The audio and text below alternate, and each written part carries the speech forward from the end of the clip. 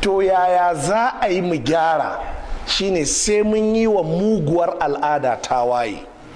Ka zauna kai da 'ya'yanka ku ci abinci, ka zauna kai da almajiranka ku ci abinci.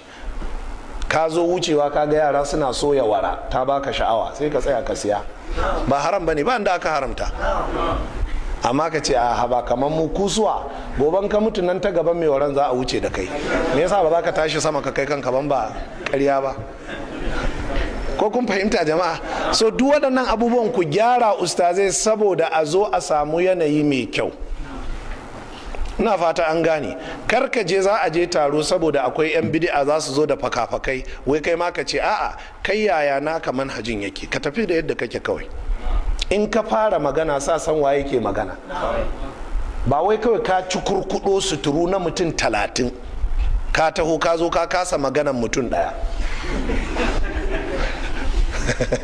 Ina fata an gane. Wallahi haka za ga wani ana taron malam in ya sauka malam har gaisha to kan da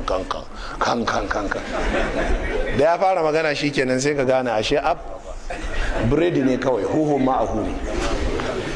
Wallahi wannan tarbiya ce muke son ɗaliban ahlus sunna su ɗauka. Wallahi ahlus sunna daban rayuwarsu da sauran waɗanda ba ahlus sunna ba a komai. To da haka kawai ka ɗauka kanka abu ne mai sauki.